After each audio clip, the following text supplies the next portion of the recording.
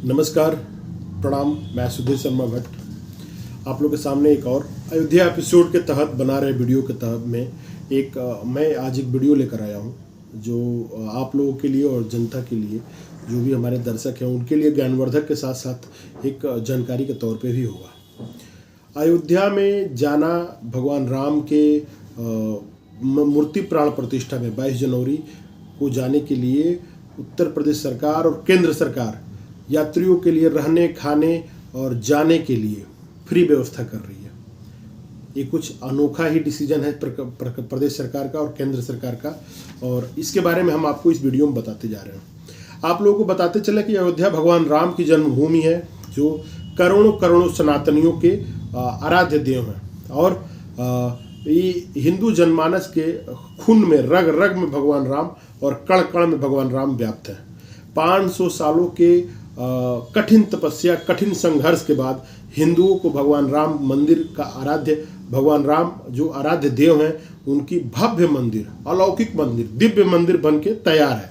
और 30 दिसंबर के दिन, जो अब 2 से 3 दिन बाकी है, 30 दिसंबर के दिन माननीय प्रधानमंत्री नरेंद्र मोदी जी जाके और उद्घाटन से पहले कुछ योजनाओं का शिलान्यास करेंगे और उसके साथ साथ यात्री सुविधाओं का विस्तार भी करेंगे। इसी कड़ी के तहत 30 दिसंबर को माननीय नरेंद्र मोदी जी अयोध्या जाके वंदे भारत ट्रेन जो दिल्ली से होके कानपुर, लखनऊ बाया अयोध्या जाएगी।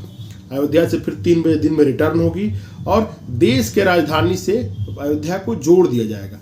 आपको बताते चलें कि जो अयोध्या रेलवे लाइन है वो बहुत चालू रेलवे लाइन नहीं है, वो लगभग चलती रहती है। थोड़े मोटी ट्रेनें हैं, कुछ विशेष ट्रेनें हैं। गोरखपुर से लखनऊ जाते हुए रास्ते में एक हाल्ट है, वहाँ से इसको पकड़ के जाना पड़ता है।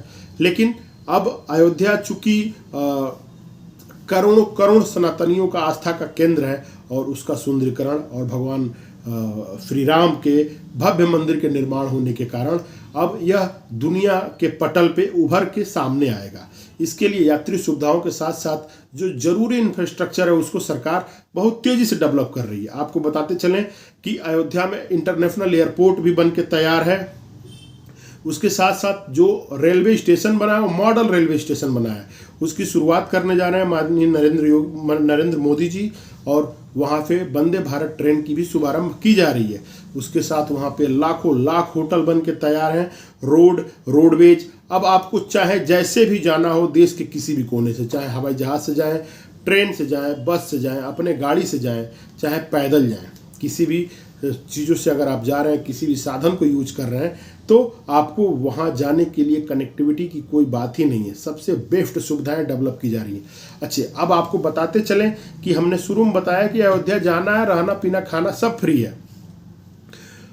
केंद्र सरकार ने अपने सभी सांसदों को आदेश दिया है, जो भी सांसद उनके करंट है उनको सबको आदेश दिया है कि हर सांसद अपने लोकसभा क्षेत्र से कम 5,000 लोगों को बस से, ट्रेन से, फ्लाइट से, चाहे जो भी लग्जरी साधनों के साथ उनको लेके अयोध्या मंदिर आना है, भगवान राम का दर्शन करा के।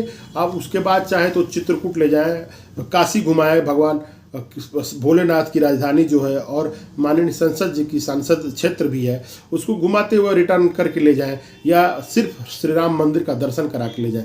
लेकिन ये जिम्मेदारी है, इसको आपको निभाना है। इसके लिए आप सांसद निधि खर्च करें, या अपना पर्सनल पैसा खर्च करें, या अपने क्षेत्र के मानिंद लोगों से मांग कर चंदा इकट्ठा करके, लेकिन आपको 5,000 लोगों को ले आकर दर्शन कराना है भगवान श्री राम के मंदिर पे। यह एक आदेश है सांसदों के लिए। आपको बताते चले कि एक लोकसभा क्षेत्र में 5 विधानसभा होता है। लगभग हर लोकसभा क्षेत्र में 2-4 भाजपा के सांसद है ही, तो विधायक हैं ही। तो इन विधायकों के हर विधानसभा क्षेत्र से 2,000 आदमी कम से कम, यानी एक लोकसभा से 5,000, पर विधानसभा से 1,000। एक लोकसभा में एक सांसद, 4-5 विधायक, 4 विधायक होते हैं। तो इनको एक टास्क दिया गया है कि आपको जनमानस को भगवान श्री राम का दर्शन कराना ही है। इसका फायदा उन लोगों को मिलेगा जो जाने में असहाय हैं, नहीं जा पा रहे हैं, और इस स्कीम का फायदा जनमानस को मिलेगा। भगवान श्री राम के भव्य उद्घाटन समारोह को करने के लिए सरकार ने एक कदम उठाई हुई है। आपको बताते चलें कि इस घटना को, इस जो एक क्रांति, ये जो एक युग का उदय हो रहा है 1000 सालों बाद, 500 सालों के संघर्ष के बाद, इस युग की गवाह बनने के लिए, इसको भव्यता बनाने के लिए आप लोगों ने जानना है, सुन ही रहे होंगे कि ये जो समय है कथावाचकों का समय है।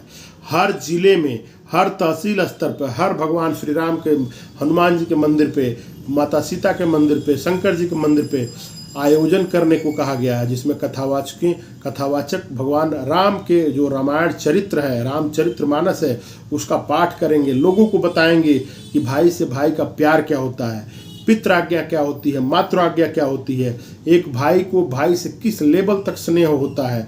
और इसके साथ साथ रावण के बारे में भी लोगों को बताएंगे।